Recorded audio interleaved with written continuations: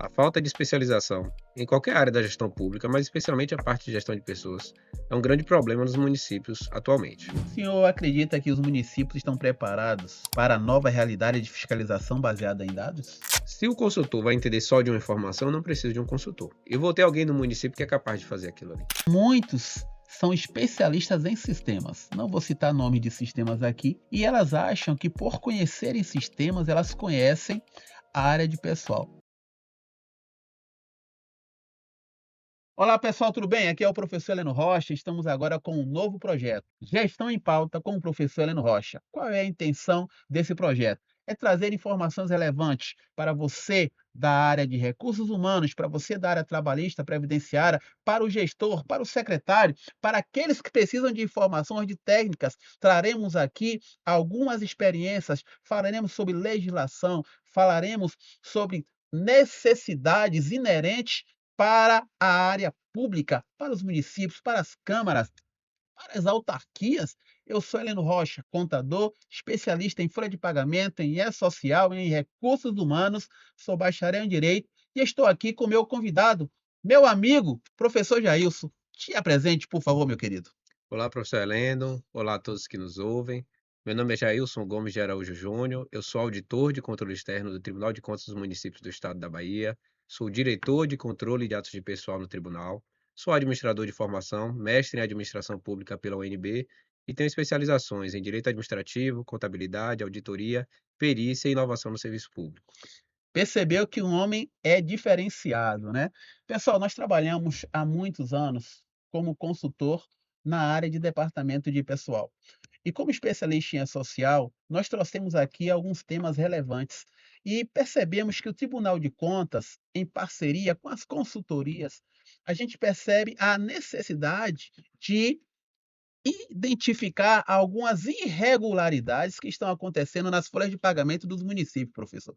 E eu trouxe aqui alguns temas relevantes que são constantes e são reincidentes. Inclusive, eu fiz algumas pesquisas relacionadas quais são as principais observações e dúvidas que as pessoas possuem. E eu já trouxe aqui, né, uma base, e o senhor vai me confirmar se é isso mesmo. Por exemplo, me dizem que as pessoas têm problema enquanto contratação direta, justificativa em relação à excepcionalidade, se é possível renovar contrato temporário sucessivamente, como comprovar necessidade temporária de interesse público, o município pode contratar diretamente existindo concurso vigente, e qual a diferença entre a contratação temporária e a terceirização, e claro, o E-Social, ele já está entrando em vigor nessa sua auditoria, quando você está fazendo esse trabalho junto aos municípios? Bom, professor, são todos temas muito relevantes. A gente também recebe muita ligação dos municípios, e-mails, né, consultas formais ao Tribunal de Contas com essas dúvidas.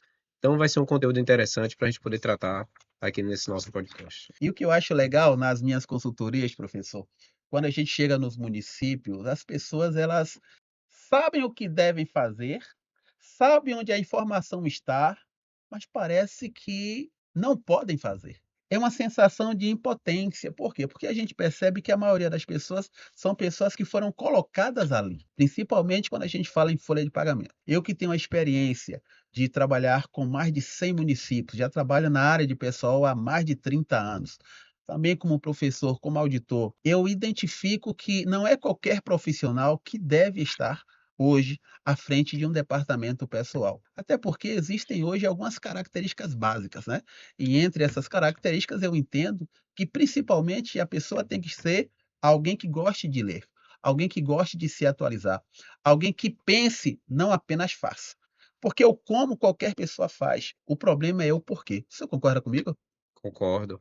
A falta de especialização em qualquer área da gestão pública, mas especialmente a parte de gestão de pessoas, é um grande problema nos municípios atualmente, né? Muitos gestores de pessoal não têm conhecimento, às vezes, básico sobre direito constitucional, sobre direito administrativo, sobre o artigo 37 da Constituição, o básico do básico, para fazer Perfeito. uma gestão de pessoas em um município. O princípio da legalidade para eles passa despercebido, né? Exatamente. Mas vamos começar aqui as nossas perguntas. Uma pergunta simples: o E-Social como ferramenta de fiscalização, o que é que o senhor me diria? já está sendo utilizada e qual é o seu entendimento hoje? Bom, o E-Social, professor, ele representou uma grande evolução em relação à padronização da necessidade de dados em relação à gestão de pessoas. Antes do E-Social, cada entidade utilizava o seu sistema de gestão de pessoas com informações diferentes. O E-Social, como se tornou obrigatório para toda a administração pública, ele passou a exigir um padrão mínimo de informação.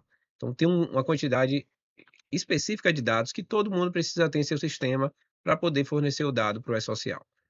Por enquanto, no ponto de vista do Tribunal de Contas, o E-Social, por enquanto, é um aliado, certo? E um potencial futuro de utilização em fiscalizações específicas, quando ele chegar à sua conclusão, que é a criação do Portal Nacional dos Servidores Públicos, que vai ser uma grande base de dados, em que todos os tribunais de contas e outros órgãos de controle, como a Controladoria Geral da União e outros, poderão acessar diretamente os dados para fazer a verificação.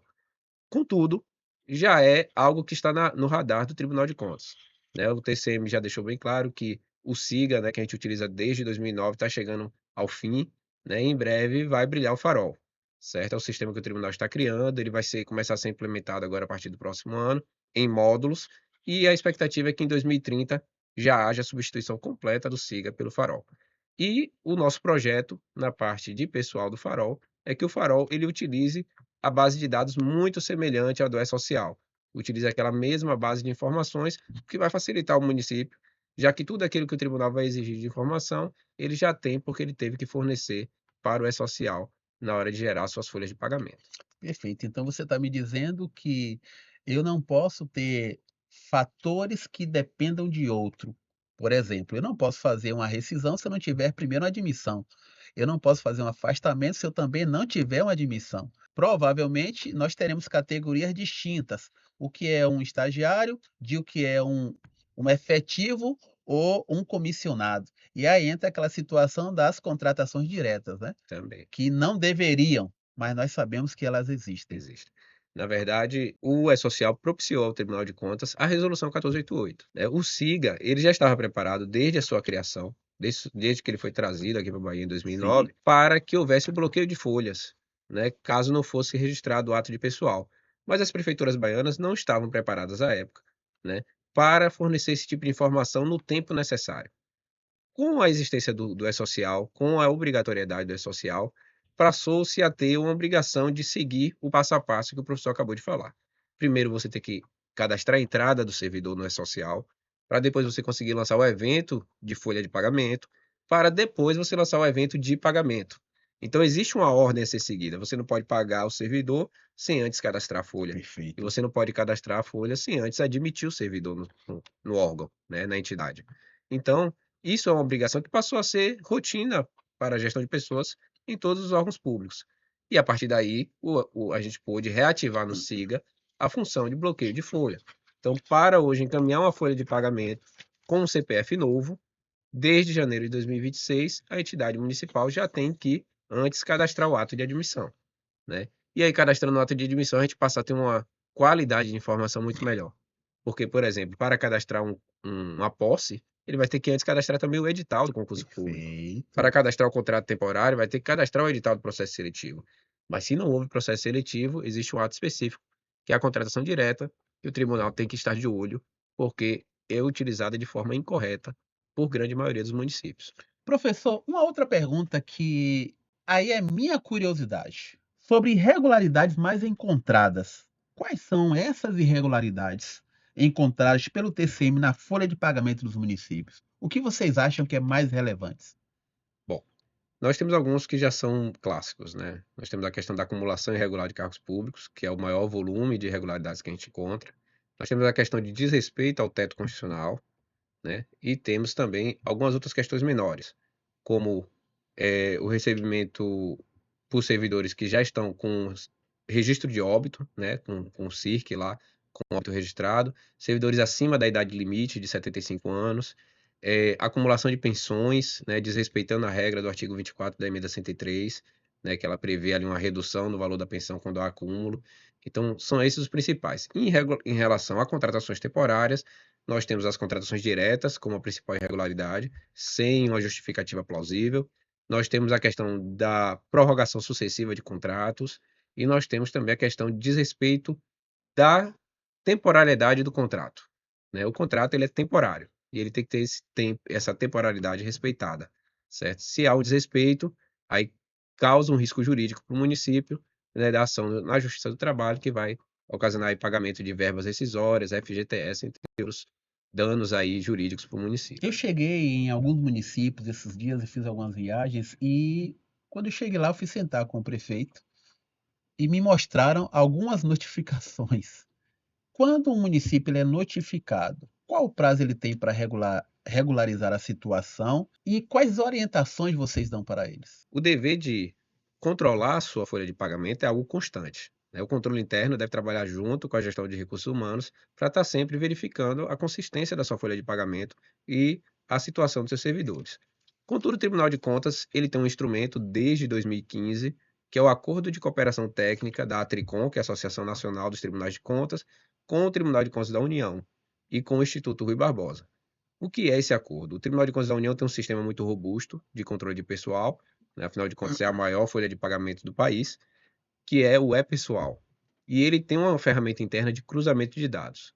Então, mensalmente, todos os 33 tribunais de contas do Brasil encaminham para o TCU, né, as suas folhas de pagamento. E o sistema do TCU faz esse cruzamento, ele gera diversos indícios, não só esses que eu citei, mas tem muitos outros que são específicos do governo federal, de governo estadual. E aí, cada Tribunal de Contas pode entrar lá e fazer o download no seu tempo desses indícios de irregularidade que são apontados pelo TCU. No caso do TCM, a gente faz isso pelo menos uma vez por mandato. Às vezes a gente faz 2 vezes no mandato, tá? E a gente notifica, a gente recebe aquela massa de dados, faz toda uma limpeza inicial, né? Porque vem muito indício de irregularidade que a gente, numa olhada simples do auditor, a gente verifica que é um falso positivo. Então, Sim. a gente faz primeiro toda uma limpeza e aí a gente faz a notificação. Para você ter uma ideia, como esse trabalho tem sido importante, a primeiro cruzamento realizado em 2016, houveram 72 mil indícios de irregularidade.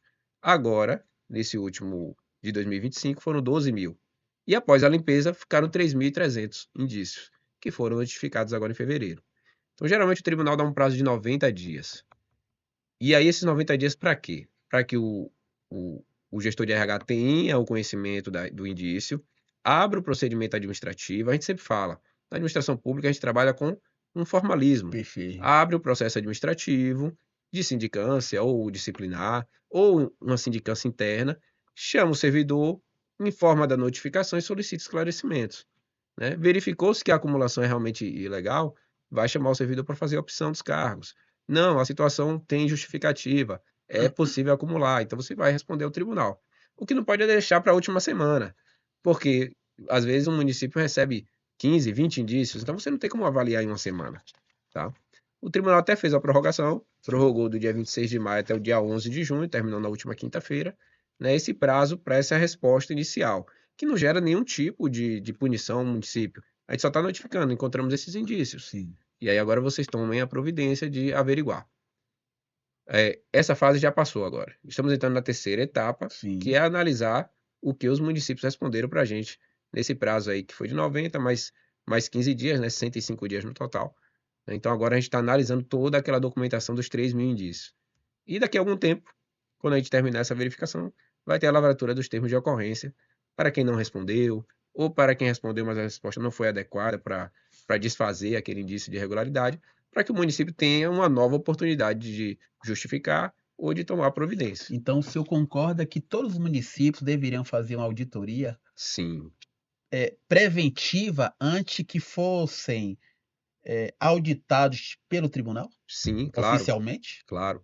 Na verdade, é uma norma que existe para quem tem regime próprio de previdência, que é a realização do censo previdenciário, Sim. né? Quem tem RPPS tem que fazer um censo previdenciário a cada 5 anos. O município deveria fazer algo semelhante, uma auditoria de pessoal completa a cada X período, pelo menos uma Perfeito. vez por mandato, que aí você vai verificar se aquelas pessoas têm novos beneficiários, né?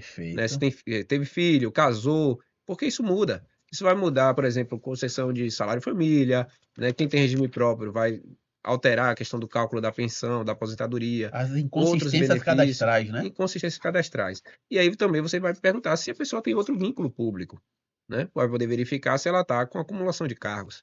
É uma Perfeito, resposta que tem que estar nesse senso, nessa auditoria. Né? Então é perfeito. algo que deve ser feito com determinada regularidade. Não precisa ser todos os anos, até porque tem um custo, mas com uma regularidade que seja adequada, no mínimo uma vez por mandato, acho que seria adequado. Nós trabalhamos com auditoria em alguns municípios, nós ficamos assim extasiados com aquilo que nós encontramos. Por exemplo, nós encontramos a ausência de situação excepcional que justifique contratação. Identificamos inexistência de processo seletivo simplificado. Identificamos falta de documentação comprobatória, descumprimento das formalidades previstas em lei. Isso só em um município. E o que eu acho mais interessante é que isso é uma reincidência. Eles fazem isso com uma naturalidade muito grande. E quando nós vamos conversar com o responsável pelo RH, a resposta é: o gestor tem consciência disso aqui. E eu pergunto para eles: quando vocês estão fazendo lançamento na folha de pagamento, o gabinete não deveria ter a portaria? O gabinete não deveria ter a justificativa plausível? Ou você simplesmente está fazendo tudo baseado em um e-mail? E aí, quando a gente vai fazer a auditoria, que a gente faz a vinculação, o cruzamento da informação que efetivamente está na folha de pagamento com a documentação, você não tem essa documentação. E a resposta que a gente recebe é: sempre foi feito assim. E se eles fossem hoje regularizar todo o processo, todas as pessoas que adentraram, o passivo trabalhista seria muito maior. E pior, a responsabilidade é do gestor.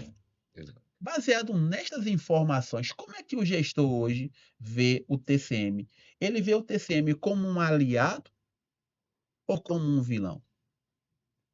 O TCM, ele tem uma veia muito forte de educar nesse sentido, tá?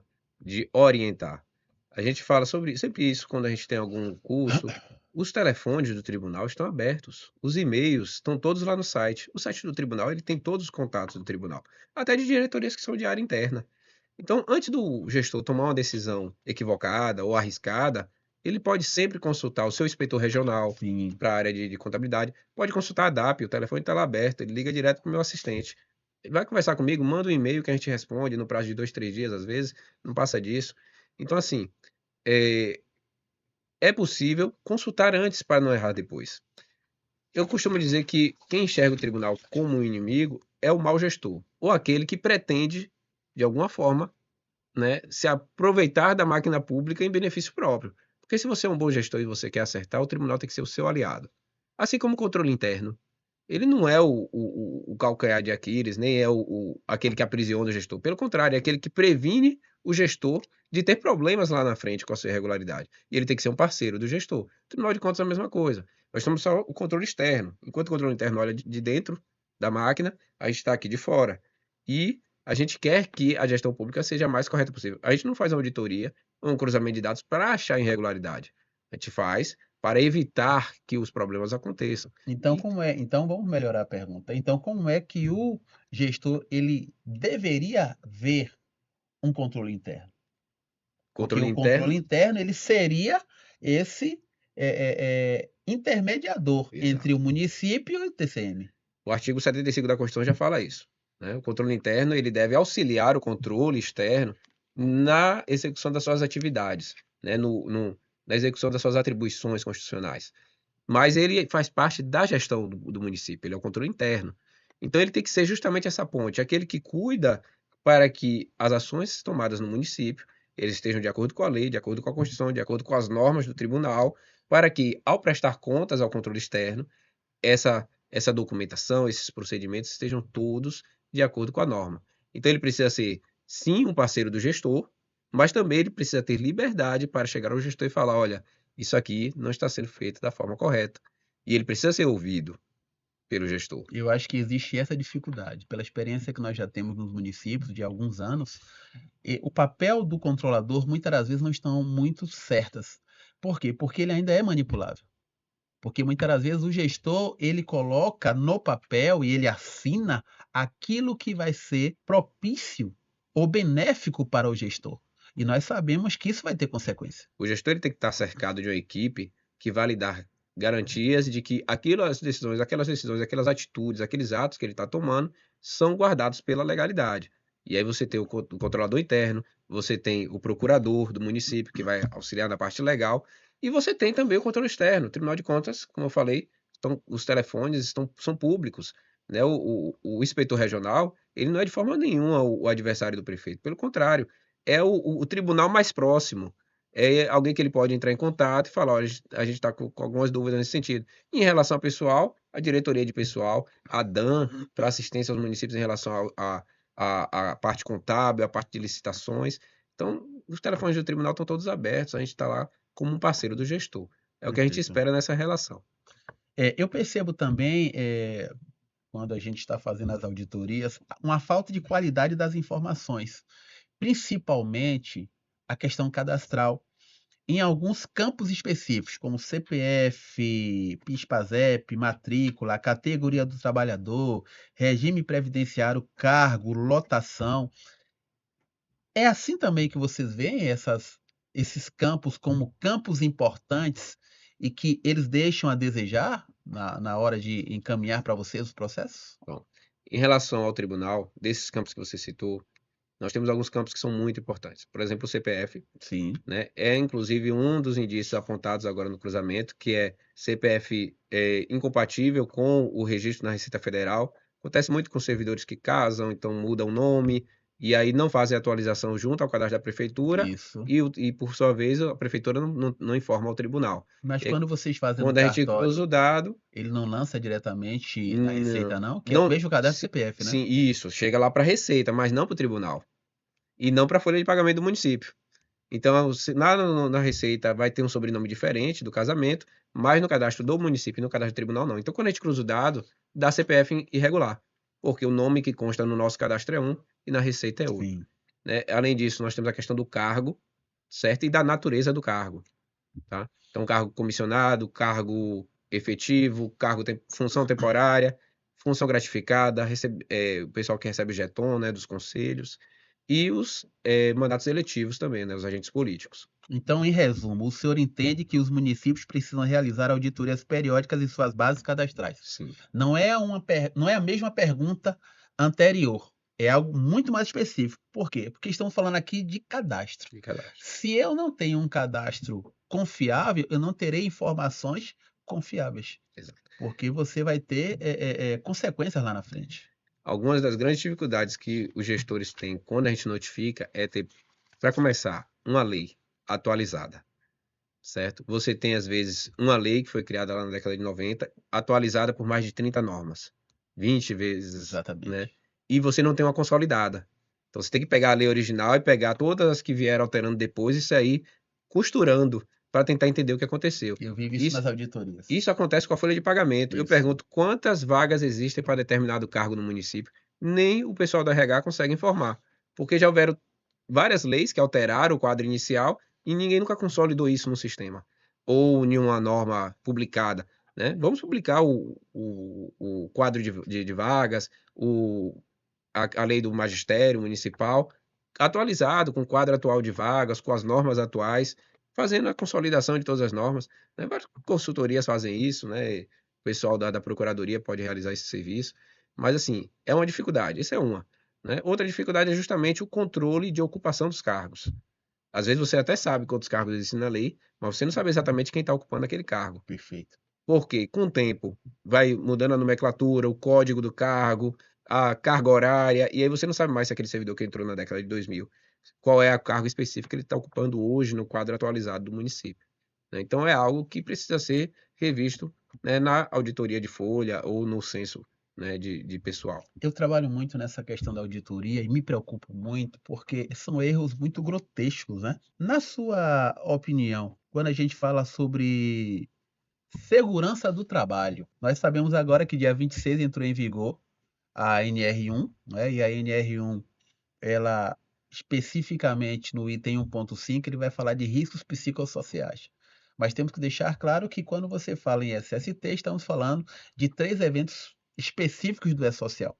O evento 2210, que é a CAT, Comunicação de Acidente de Trabalho, o evento 2220, que é o evento de ASA, Atestado de Saúde Ocupacional, que para a área pública ele é facultativo, e o evento 2240, que é o evento 2240 é o evento que você manda a informação do PGR, Programa Gerenciador de Risco, que esse é a NR1, e do LTCAT, que é do artigo 58 da 8.213.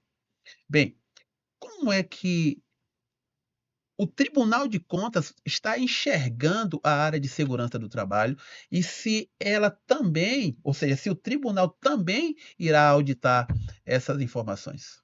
Bom, atualmente, no exame cotidiano do tribunal, da prestação de contas mensal, da análise de atos de pessoal, não é algo que está no foco neste momento. Contudo, nas auditorias específicas de pessoal, é documentação solicitada. Então, quando há uma auditoria de pessoal em um município, toda a documentação referente à regularidade da gestão de pessoal, inclusive as questões de segurança e saúde do trabalho, são solicitadas enquanto documentação da auditoria e passam pela análise da equipe, certo? Agora, não é algo que está na prestação de contas mensal e na admissão de pessoal, porque é algo que já tem um controle feito pela parte previdenciária, né? O INSS tem um controle sobre essa documentação, e que vai ser analisado pelo tribunal quando das auditorias de pessoal, né? Que aí acontece na forma que a gente chama de matriz de seleção. Os municípios que são selecionados para passar pela auditoria de pessoal vão ter que fornecer esses documentos para a equipe de auditoria. Entendi. Se você fosse,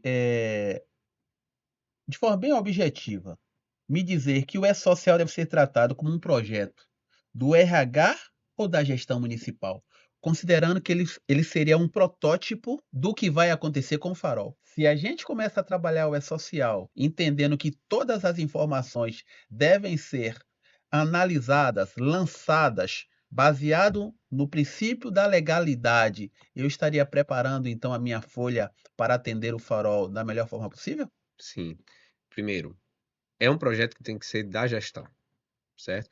E quando eu falo da gestão, não é do prefeito atual, é da gestão do município. Perfeito. Que o município não acaba com o final do mandato, né? Isso. Ele é uma entidade contínua. Então tem que ser algo que sim, parte de cima, porque se a governança do município, né, aqueles que tomam decisão, eles não compram o projeto, esse projeto ele é de uma unidade específica, como você mesmo falou, hoje está um grupo, esse grupo sai, coloca outro grupo e tudo começa do zero. Então tem Exatamente. que ser um projeto institucionalizado, planejado, para que seja executado por toda a gestão. E culminando na parte de gestão de pessoas, que tem que ter o conhecimento técnico, tem que estudar o E-Social, tem que se especializar na questão do fornecimento dos dados necessários e que sim, como a gente fala, é o projeto nosso para que o Farol ele tenha a mesma massa de dados do E-Social, para que a gente tenha uma qualidade de dados que seja confiável, porque vai ser fornecido tanto para o tribunal quanto para os órgãos previdenciários, de tributação federal, como a Receita. Isso vai trazer uma qualidade, uma confiabilidade de dados muito grande para o controle e para a gestão do município. Então, a gente não pode enxergar o E-Social apenas como uma simples responsabilidade acessória. Não, Ele é muito uma mais, mal dito, ferramenta uma de gestão. ferramenta de gestão de auditoria, né?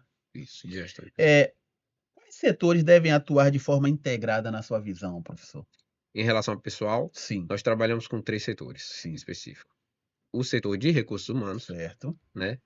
Isso engloba aquela questão de gestão de pessoal. Quando eu Isso. falo de recursos humanos, a gente vai com outras questões psicológicas, saúde, Claro, folha certo? de Mas, pagamento, porque eles mudam, né? exato, Né? gestão de pessoal, folha de pagamento Isso. e controle interno, certo? O controle interno tem que estar sobre tudo isso aí, porque é ele que vai verificar a legalidade de todos esses procedimentos. Mas tem que haver a que a gente chama de segregação de funções. Quem admite, quem coloca o pessoal no sistema, cadastra os dados é o pessoal da RH. O pessoal da Folha vai ser responsável por cadastrar os pagamentos mensais. E o pessoal do financeiro por executar o pagamento. A gente sempre postula por essa separação de funções, porque você evita a fraude e o erro, Sim, né? Às vezes não é, nem sempre é fraude, às vezes é erro. Alguém errou aqui, só que se essa mesma pessoa é responsável por lançar a folha e depois pagar, ela não vai perceber o seu próprio erro. claro. Quando você segrega funções, você vai ter um que lança o dado do cadastro, o outro lança a folha e o outro faz o pagamento. E um controla o que o outro faz, porque é sempre uma etapa posterior, né? Então, e você tem o controle interno que vai estar sobre tudo isso aí, dando o seu aval final Você aí não acrescentaria, nessa neste caso questão. aí, o jurídico e a contabilidade, não? Se a gente for fazer uma visão mais macro, aí sim, a gente entra muitas outras unidades. A gente entra o jurídico, porque o jurídico, por exemplo, na parte de concurso, ele tem que revisar as Sim. normas antes, ver se aqueles cargos E o estão próprio direito disponíveis. administrativo E o na direito sua, né? administrativo está na base de tudo. Artigo 37 é quem comanda toda essa relação de gestão de pessoas.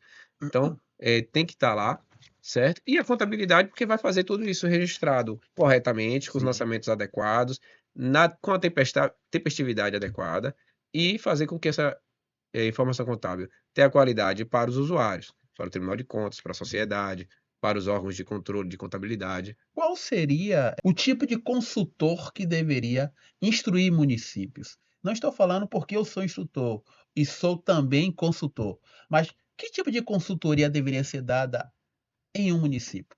Alguém que só conhece sistema, alguém que só conhece social, ou alguém que tem que ter outros incrementos de termo de conhecimento? Eu sempre digo uma coisa: se o consultor vai entender só de uma informação, eu não preciso de um consultor.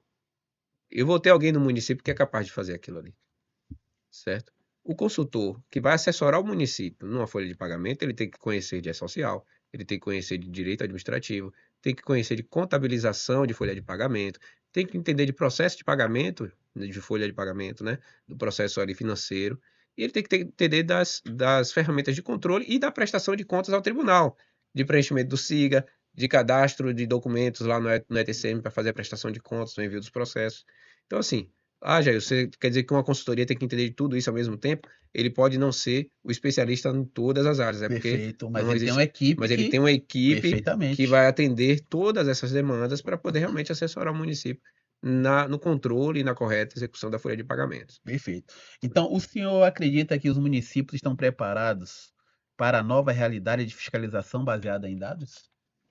Olha, a gente tem realidades muito diversas, né, na Bahia. Nós temos municípios com estrutura muito enxutas, muito pequenas, ali municípios com 4, 5 mil habitantes, até grandes capitais e grandes metrópoles, né, como a gente tem a região metropolitana de Feira de Santana ali e Sim, tal. Então, nós temos estruturas muito diversas. Alguns municípios têm sim uma base de dados muito forte, tem uma equipe de tecnologia que consegue, né, responder, mas a grande maioria atualmente ainda depende muito realmente das consultorias e sim. dos sistemas fornecidos externamente. Então, essa é a realidade da grande maioria dos municípios, né? Pouquíssimos hoje têm a capacidade interna de produzir seus próprios relatórios, suas próprias soluções tecnológicas, né? São exceção. Pessoal, e aí, espero que vocês estejam gostando. Estamos tentando aqui trazer informações relevantes, perguntas que todos os dias nos fazem, tanto a nós da H12 quanto ao TCM, e estamos tentando ser fidedignos nas respostas, né? Quando a gente fala de terceirização de mão de obra, aonde é que entra aí o TCM? Aí tem que primeiro separar o que é terceirização e o que é contratação temporária de pessoal, porque Certo, tem muita gente que não entende muito bem a diferença. Quando a gente fala de contratação temporária de pessoal, a gente está tendo uma relação de pessoal, sim, que é aquela em que você é hierarquicamente eh, tem um comando, você tem um poder disciplinar, certo? Então você faz um contrato de uma pessoa por um determinado período porque você tem uma necessidade temporária, certo? Outra coisa é a prestação de serviço, que é a terceirização de pessoal, em que você vai contratar uma empresa, um CNPJ, ou mesmo que seja um CPF através de credenciamento sim, ou de algum procedimento licitatório para prestar um serviço por determinado período e com determinada entrega esperada. Você vê uma diferença de relação. Aqui eu tenho relação de carga horária, isso, relação de hierarquia, perfeito. relação de empregado-trabalhador, o empregador-empregado. Pessoalidade, Exato. onerosidade, Aqui não. continuidade. Aqui eu tenho um prestador de serviço que eu contrato para me entregar determinada comodidade ou Perfeito. determinado produto. E aí ele é contratado através de uma licitação, Sim, seja dispensa, seja inexigibilidade, seja uma contratação através de pregão, seja lá do que for, credenciamento, e ele vai te prestar um serviço, vai te entregar esse serviço e vai receber por isso. Ele não te responde hierarquicamente. Não é relação de empregador e empregado, né? Ou, às vezes, as pessoas confundem, mas o médico veio por uma cooperativa, ele é vinculado à cooperativa, ele não tem vínculo com o município. Quem tem vínculo com o município é a cooperativa que assinou um contrato de prestação de serviço. Ela que vai dar o comando do trabalho dele, claro, de acordo com aquilo que ela foi contratada para entregar, né? perfeito, Então essa é a diferença. perfeito. É engraçado, professor, que a gente, nessas nossas andanças, a gente percebe que as pessoas elas não têm segurança naquilo que elas fazem. E muitos são especialistas em sistemas. Não vou citar nome de sistemas aqui. E elas acham que por conhecerem sistemas, elas conhecem a área de pessoal. E percebe que nós falamos aqui sobre direito administrativo, falamos aqui sobre responsabilidades acessórias. Se você analisar que o E-Social veio substituir 15 obrigações, e aí dessas obrigações você fala sobre, Cefip, antiga Cefip, você fala sobre DIF, você fala sobre RAIS, e aí você percebe que tudo agora está dentro do E-Social, e que cada declaração dessa, que tinha-se os seus web services, tinha uma legislação específica. Quando você vem para o E-Social, a gente está falando hoje de uma forma simplificada de 48 eventos. Cada evento, ele possui uma tabela que alimenta esse evento, então nós temos exatamente 28 tabelas. Temos ainda regras para inserção de dados e ainda temos os layouts. Estou falando aqui de quase 1000 páginas de informações para nós alimentarmos o E-Social. Mas aí nós entendemos que existem as responsabilidades acessórias que também vão ajudar o departamento pessoal com a folha de pagamento, que é a DCTF Web, e na contabilidade a EFD Reinf. E lá já está se falando no CIAFIC. Quando a gente fala em todas essas informações, como é que vocês do tribunal podem fazer toda essa auditoria se nós estamos falando aqui de 417 municípios e que em alguns municípios, acho que pelo volume chamam mais atenção e outros não. Como é que vocês fazem as notificações? O que é que lhes chama a atenção para que vocês possam ir até aquele município? Eu tive um município agora, que esse município foi notificado em 1.800 servidores. Uma situação dessa específica foi o quê? Foi uma denúncia? Chamou a atenção de alguma forma? E aí, o que é que você... No geral, o Tribunal de Contas ele trabalha com o que a gente chama de matriz de seletividade, certo? Uma matriz que a gente constrói. Lá tem os 417 municípios, as 1.042 entidades jurisdicionadas ao Tribunal de Contas, e você tem determinados critérios com pontuações. E aí os municípios que, por exemplo, a DAP, quais são os critérios que a gente vai ter lá? Variação percentual de pessoal de um exercício para outro, anos sem encaminhar para os atos de pessoal para o tribunal, folhas de pagamento ausentes, por exemplo, não enviou 2 folhas de pagamento no exercício 2025, vai ter determinado risco. Enviou todas, o risco é menor. Faltou 3, o risco já aumenta. Então, assim, tem vários itens de risco que a gente pontua a partir de fórmulas já criadas, que não é um direcionamento proposital. A gente vê aquilo que é interessante. Cada diretoria de controle externo trabalha com a sua própria matriz, porque cada uma trabalha com um tema diferente. Tem pessoal que trabalha com saúde, tem a matriz de saúde, tem a matriz de educação, tem a matriz de licitações e nós temos a nossa matriz de pessoal. No caso específico dessas notificações, né, que são as cautelares por contratação temporária direta, nós trabalhamos justamente com o volume, né? Então, nós temos 417 prefeituras. Nesse caso de contratação direta, dificilmente a gente vai trabalhar com algum outro tipo de entidade, porque quem realiza são as prefeituras, que são os grandes prestadores de serviço público, e aí a gente classifica ali, dependendo da nossa capacidade operacional daquele exercício, porque a gente tem várias atividades, né, no nosso plano de trabalho, nós notificamos 50, 60, esse ano foram 60 termos de ocorrência que estão sendo lavrados, né, já foram selecionados e estão sendo lavrados para ser encaminhado. Né, nós tivemos o primeiro lote, que foram as prefeituras que tiveram mais de 800 contratos irregulares, e nós emitimos ontem os termos de ocorrência para o segundo lote. São as prefeituras que tiveram entre 400 e 800 contratos irregulares. Depois teremos o terceiro lote, depois o quarto lote. Então, a gente foi separando assim por meios, né? Mais de 800, agora entre 400 e 800, o próximo vai ser entre 200 e 400, e o último quem fez mais de 100 e até 200 contratos. E aí o que acontece? Já eu sei quem fez 5 contratos tá liberado? Não, não tá liberado. Tá? Significa que não há materialidade para a gente lavrar um termo de ocorrência que vai ocupar o conselheiro, etc, etc. Mas existem outras ferramentas, que é o próprio controle de folha. Essas pessoas precisam entrar na folha. E depois tem o registro dos atos de admissão, obrigação do artigo 71 da Constituição Federal, inciso 3º, e do artigo 91, inciso 4º da Constituição do Estado. Então, os municípios são obrigados a encaminhar os atos de pessoal para fim de registro. Então, um momento ou outro, a gente vai ali se debruçar sobre aquela contratação. Vocês não se preocupam com a questão da base de cálculo, né? Vocês fazem esse link ou só a questão cadastral? Por exemplo, a base da folha de pagamento para recolhimentos de INSS, imposto de renda. Vocês fazem também esse controle? Sim, o tribunal faz esse controle, mas não é a DAP, certo? A Diretoria de Controle de Atos Especial tem como responsabilidade o registro dos atos de admissão, aposentadorias e pensões por morte, que é obrigação constitucional, e as irregularidades em folha de pagamento.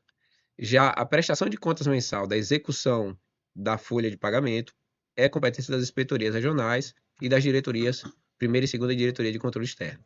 Então, eles que fazem a parte do controle de limite de despesa com o pessoal, né, da DTP, e da questão dos recolhimentos para INSS, né? Então, eles vão verificar se a base de cálculo está compatível entre a execução orçamentária e financeira e a folha de pagamento fornecida no SIGA, né? Então, esses controles são feitos ali nas inspetorias regionais. Entendi. Alguém me perguntou, inclusive hoje, que tinha um servidor que já ganhou durante todo o período de 30 anos de município, ele recebia insalubridade. E acho que a pergunta era: eu posso tirar essa insalubridade? Nós sabemos que insalubridade é um adicional que você recebe enquanto você estiver na área Protelado. insalubre, né? Exato. Bem, mas essa pergunta da pessoa me deixou um pouco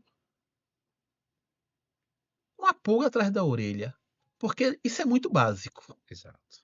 Então, e nós sabemos que muitos municípios, eles englobam na remuneração uma determinada gratificação ou adicional para melhorar o salário. Então, eles lançam, na verdade, aquela verba, muitas das vezes colocam a natureza equivocada, tira a incidência, mas quando você vai gerar DCTF Web, ela volta. Por quê? Porque o próprio social ele já faz esse ajuste, né? A Receita ela já deixou isso pré-determinado. Mas numa situação dessa, de um colaborador que ele já tem 30 anos e ele está recebendo insalubridade, é um tipo de situação que vocês conseguem pegar na auditoria? Sim. Na verdade, professor Heleno, nós temos o seguinte: a insalubridade ela é devida ao servidor que está exposto à atividade insalubre, né, que prejudica ali a sua saúde, né, as suas condições físicas de trabalho. Quando você se aposenta, você não está mais exposto aos agentes ali que propiciaram o pagamento daquela insalubridade. Então você não tem direito na aposentadoria.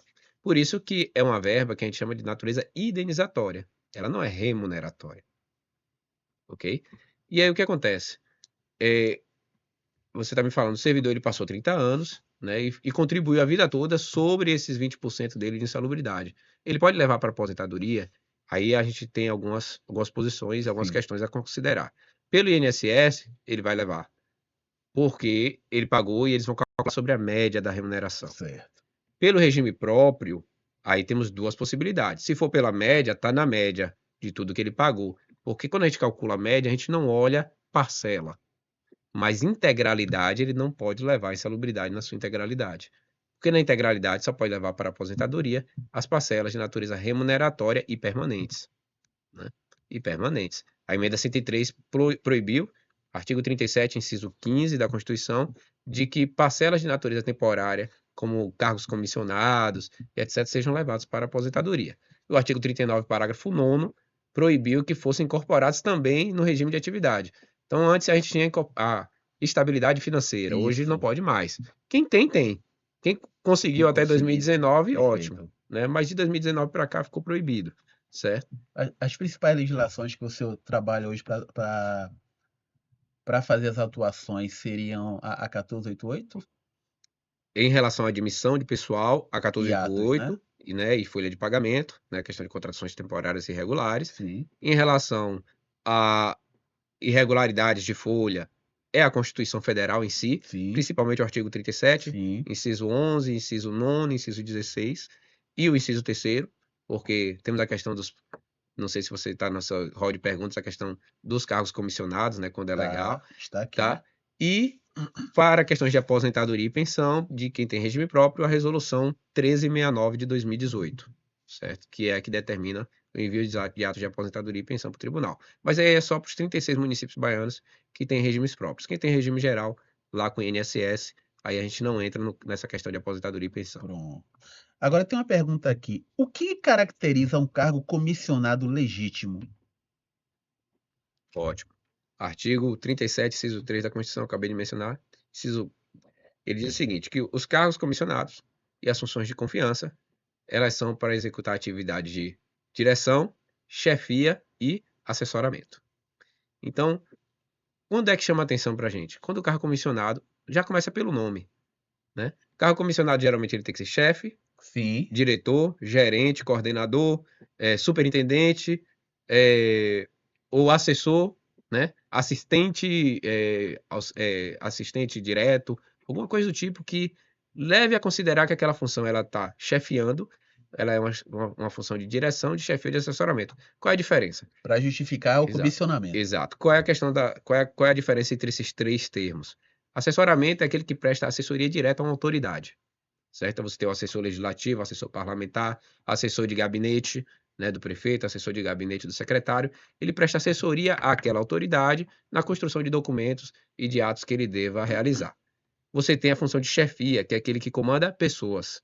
Então, o gerente, o coordenador de uma unidade, que ele vai comandar ali algumas pessoas, né? Por exemplo, você não pode ter um motorista que é cargo comissionado, você pode ter o chefe do setor de transporte.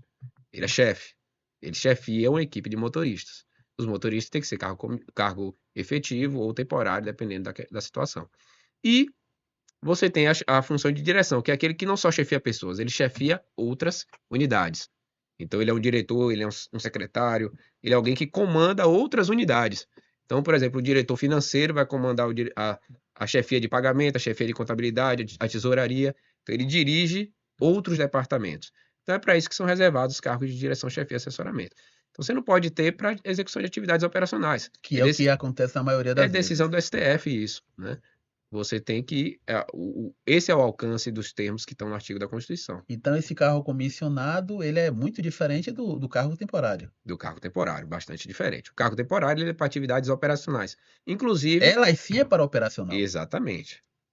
que aí entraria o REDA, Aí neste entra o caso. REDA. E você justificaria uma contratação por um tempo pequeno, enquanto estivesse no processo. A justificativa seria que você deu entrada no processo para fazer o concurso ou a contratação especial, né? Vamos conversar um pouquinho sobre necessidade temporária, Sim. certo? A Constituição fala que, no artigo 37, inciso 9, que você pode realizar uma contratação para atender a necessidade temporária de excepcional interesse público na forma da lei, certo? Como eu falei, tem que ter primeiro uma lei no município que diga, olha, essas são as hipóteses de contratação temporária.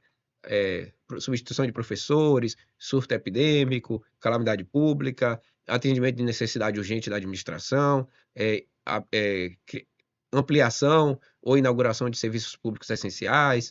E aí você tem ali as hipóteses. Você tem que ter uma exigência de processo seletivo e você pode ter, né, uma dispensa de processo seletivo para determinada hipótese, como, por exemplo, calamidade pública, certo? Então, o que é que caracteriza a necessidade temporária? Que ela não seja permanente, Sim. certo? Se você tem uma necessidade permanente de pessoal, essa deve ser suprida com concurso público e pessoal efetivo. Às vezes você tem uma necessidade que ela é de caráter permanente, mas ela está numa situação excepcional. Por exemplo, vamos aqui inaugurar 3 escolas no município. Eu tenho hoje no quadro de professores efetivos apenas o necessário para atender as unidades já existentes. E eu não tenho como realizar um concurso imediatamente. Então ali eu vou fazer um processo seletivo, vou contratar pessoal, enquanto eu faço os preparativos, o planejamento, verifico as normas, amplio o quadro de pessoal para poder suprir ele com pessoal permanente, porque a necessidade ela se tornará permanente. Sim. Uma outra situação que é muito clássica de temporária é atendimento a programas federais e estaduais. Veja, o programa não é do município. Sim. Não é que vai acabar, mas pode ser que acabe. A decisão não é do prefeito, não é do gestor.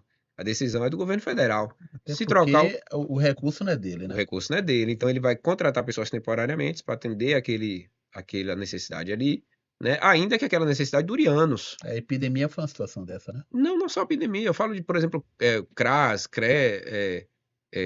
núcleos de assistência, que tem programas federais, recebe recurso federal. Então você não pode admitir um servidor para o quadro permanente do município, sendo que aquele recurso não lhe pertence, né? Então ali você atende com o pessoal temporário, tudo bem, tá? Então é uma questão que a gente acostuma a acatar lá no Tribunal de Contas. Vocês têm como fazer um controle sobre a utilização de uma dotação que não seja a correta para determinado pagamento? Sim, sim, esse é o trabalho feito pelas inspetorias regionais, né? Hoje, na prestação de contas mensal, nós temos as chamadas glosas. Então, o próprio SIGA, ele já é programado, parametrizado para indicar dotações e fontes de recursos utilizadas incorretamente. E aí, cada inspetoria regional, dentro das suas atividades mensais, faz ali eles acatam algumas glosas, excluem outras e notificam os gestores. Hoje em dia eu acho que está semestralmente, né, era quadrimestral até o ano passado, Sim. né, então hoje é semestral, dessas glosas para que sejam feitos ajustes, certo? Então, sim, a gente tem como verificar. E o que é que a gente poderia dizer hoje para o gestor, depois de ele ouvir tudo isso aqui que nós falamos, Em relação ao em pessoal, relação ao pessoal? Como é que ele deve ver, por exemplo, o departamento pessoal dele? E melhor, a gestão do departamento pessoal, porque ele tem um link com o chefe de gabinete. isso. Porque o chefe de gabinete gera os atos por ordem dele e automaticamente ele repassa a ordem para o diretor de recursos humanos e esse, por conseguinte, passa para os seus subordinados. O que nós teríamos que dizer para ele, você como auditor? Eu não vou dar um recado só, porque ficaria meio difícil. Vamos Claro, dar alguns, sim, certo? Primeira coisa, começar a enxergar a gestão de pessoal como uma gestão que deve seguir a legalidade. Então é preciso seguir o que diz a Constituição Federal e conhecer as normas da Constituição, as normas do Tribunal de Contas e procurar segui-las. Primeiro ponto. Para atingir isso, ele precisa ter uma equipe capacitada. Então, o pessoal que trabalha com a gestão de recursos humanos e com a execução das atividades operacionais do setor de recursos humanos, folha de pagamento, contabilidade, tesouraria na execução dos ordens e o controle interno tem que estar capacitados. Então, é preciso investir em capacitação de pessoal, contratar as consultorias, treinamentos necessários, né? Ficar de olho no Tribunal de Contas, porque a Escola de Contas do Tribunal também fornece alguns cursos que são interessantes, né, sim. para estar ali, principalmente em relação à prestação de contas, né, e fortalecer o seu controle interno, né, com pessoas capacitadas, com assessoria, consultoria, que seja necessário para fortalecer, para dar substrato ao seu controlador para fazer a sua atividade de forma mais adequada, dar liberdade, dar autoridade ao controlador interno para poder falar, olha, isso aqui a gente tem que trabalhar de outra forma, né? Então, dotar o controle interno de autonomia, Dar poder a ele mesmo, né? né, e de poder de acessar as informações que ele precisa acessar para fazer o seu trabalho. Então, esses são os 3 pontos que são chaves, né, na execução aí dos trabalhos de pessoal e da visão que o gestor deve ter desse trabalho.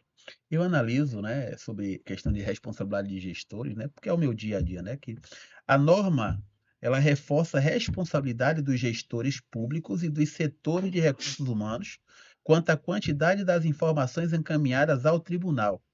E o descumprimento das obrigações poderá resultar em notificação, que é o primeiro item, diligência, que é a preocupação, determinação corretiva, aplicações de multas, apontamentos em auditorias e repercussões nas prestações de contas.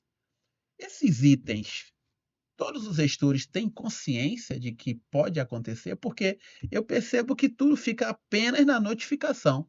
Os demais itens, eu até então não cheguei a acompanhar nenhum município. O que acontece? Quando a gente fala em notificação, a gente tem algumas espécies, né? Às vezes é só uma informação que é passada, uma ciência, né? Mas outras vezes é uma diligência. A gente está solicitando documentação complementar ou a correção de dados em sistema para que a análise possa continuar. Nessa fase é tudo ainda muito lindo, porque as equipes técnicas do tribunal não têm o poder de punir. O que eles querem, sanear o processo, sanear o procedimento, para que a gente possa levar isso a uma legalidade de análise.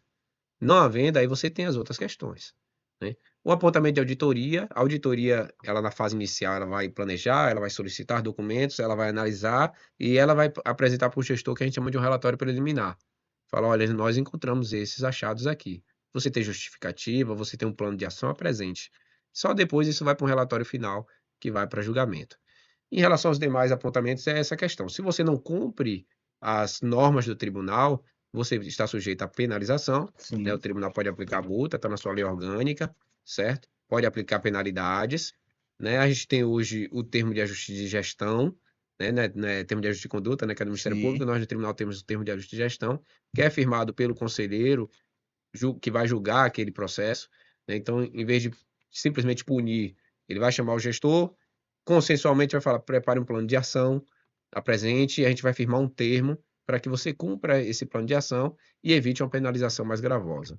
E por fim, o que os gestores não querem é o reflexo nas suas contas, né? Todo gestor público, ele quer ter suas contas, principalmente as contas de governo, Tá né, da aprovado. prefeitura, aprovadas, se possível, sem ressalva, né? Mas que eles tenham ali, não venham a ter reflexo nas questões eleitorais, né? Quando o tribunal vai julgar ilegal, não vai ter o reflexo eleitoral de primeira, mas ele vai encaminhar isso para a Câmara, vai, às vezes, representar o Ministério Público, que esse tem o poder de entrar com ação de probidade administrativa, né? Então, é importante, sim, o trabalho conjunto, né, desses órgãos pode levar a um problema eleitoral, né? E é isso que o gestor não quer. E ele tem que fazer os investimentos para evitar que isso ocorra. Então, Perfeito. vamos investir em treinamento, vamos investir em pessoal qualificado, vamos investir em sistema adequado, né? Para que a gente possa. Vamos investir em consultoria adequada. Heleno Rocha Exato, está aí, viu? exato.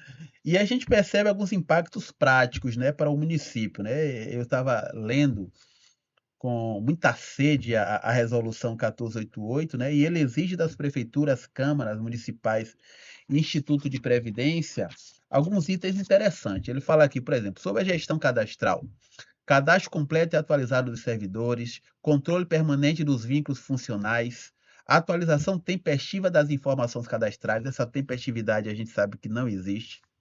Concurso e seleções, controle rigorosos dos concursos públicos, gestão adequada dos processos seletivos e simplificados, registro tempestivo das nomeações e admissões, em relação às contratações temporárias, justificativas formais e documentadas, controle dos prazos contratuais, demonstração de excepcionalidade, e sobre as terceirizações, informação detalhada dos contratos, controle dos trabalhadores terceirizados, fiscalização dos contratos de cessão de mão de obra e sobre a governança administrativa, integração entre RH, controle interno e procuradoria, padronização documental, fortalecimento dos controles internos. Eu fico me perguntando, quem ele colocou à frente ao RH tem essa consciência? Porque nós estamos falando aqui de algo muito sério. Estamos falando aqui, trouxemos, na verdade, um tema muito recorrente, um tema que é o dia a dia do RH dos municípios, mas que a gente percebe que pelas perguntas que são nos feitas no dia a dia, que não há uma atualização constante de quem está à frente. Eles são muito mais operadores de folha de pagamento do que estudiosos da folha de pagamento. Eles não têm uma preocupação com aquilo que está sendo inserido. Existem perguntas muito basilares para quem está à frente de um RH. E nós estamos chegando, na verdade, ao final do nosso episódio, e eu queria, primeiro, você deixasse suas considerações finais, o que você entende como um, uma chamada de responsabilidade. Eu queria que você desse esse recado e falasse um pouco sobre as suas redes sociais, sobre os treinamentos que você dá, e deixar claro, né, que nós somos parceiros no sentido de estaremos sempre trazendo informações relevantes e que esse é só o primeiro de uma série de encontros que nós teremos aqui sobre irregularidade de folha de pagamento. Claro, professor. Então, começando, é importante que todo gestor público conheça a Resolução 1488 e conheça os cursos fornecidos pelo tribunal em relação a essa resolução, porque ela foi um divisor de águas. Então, nós temos ali a introdução da questão do controle de folha de pagamento, que é algo que não existia nas resoluções anteriores do tribunal, graças à evolução trazida pelo E-Social, né? Então, hoje, nós exigimos o cadastro prévio da admissão do servidor para que ele seja incluído na folha de pagamento, assim como controlamos também as saídas, né? Quando o CPF sai da folha, o sistema passa a exigir o ato de saída, como acontece no E-Social, Perfeito, né?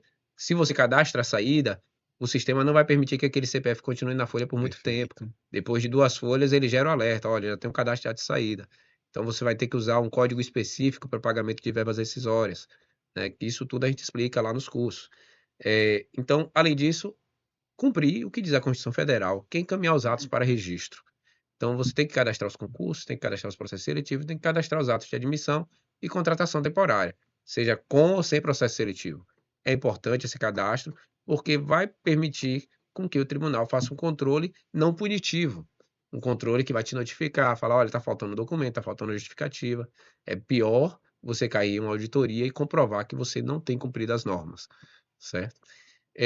O tribunal ele busca sempre orientar e cuidar. E a gente na ADAP tem esse viés, né, tanto a diretoria como a gerência de exame de atos estão com os telefones cadastrados lá no site, é só entrar em contato que a gente atende, a gente tira as dúvidas, tá. E o recado que a gente tem que passar para o gestor é que ele deve ter esse cuidado com a gestão de pessoal do seu município, de capacitar a sua equipe, de contratar consultorias, assessorias especializadas corretamente, de fortalecer o seu controle interno, de fortalecer a sua, governança de pessoal, certo? E, para finalizar, eu queria agradecer o professor pela oportunidade de conversarmos aqui sobre esse tema, é um tema relevante, mas que infelizmente não é visto com essa relevância pelos gestores, mas pessoal é o maior item de despesa de qualquer órgão público, certo? Perfeitamente. É tanto que a Lei de Responsabilidade Fiscal teve que definir um limite, Exatamente. né, para que não também não invadisse outras searas. E o gestor ele tem que enxergar a folha como um instrumento de gestão, não como um instrumento pessoal, né. Buscar cumprir os princípios da Constituição, legalidade, a impessoalidade, principalmente na seleção de pessoal. Por que que a gente postula pelo processo seletivo? Porque ele é impessoal, né. Você não chama uma pessoa desconhecida no gabinete e faz a conhecida, né, no gabinete e faz a contratação Exatamente. obscuro, né, escondido da sociedade, pessoal, né, tem que ser impessoal, moralidade, publicidade, dar publicidade aos atos, aos contratos, né, aos editais, né, e a eficiência que a gente busca de contratar o servidor público mais bem qualificado para a prestação do serviço à sociedade. Isso você consegue através do concurso e do processo seletivo para a contratação temporária. No Perfeito. mais, professor, deixar aqui o recado das minhas redes sociais, quem quiser me seguir no Instagram, @jailsonjr.prof, prof de professor, porque além de auditor, diretor do Tribunal de Contas, eu também sou professor, dou diversos cursos pela Escola de Contas do Tribunal, mas também cursos externos, né, sou professor convidado da Fundacem em pós-graduações Somos e colegas, outros né? colegas lá da Fundacem. Então, eu queria deixar minha rede, @jailsonjr.prof, né, sigam lá na rede social, a gente às vezes posta um vídeo, fala sobre dicas, fala sobre cursos, né, fala sobre fiscalizações do Tribunal de Contas, então podem acompanhar a gente lá nas redes sociais. Pois é, pessoal, vocês viram que o homem é show, né? Eu sou privilegiado em ser amigo dele, em ser também colega, mas eu também quero deixar um- uma informação para vocês, para você que é gestor, para você que é secretário, para você que está à frente de um RH.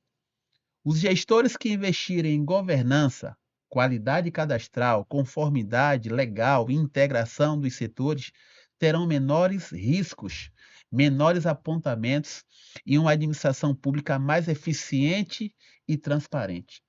E as considerações finais em relação ao TCM e o E-Social é que o E-Social consolidou-se como uma das mais importantes ferramentas de controle da administração pública brasileira.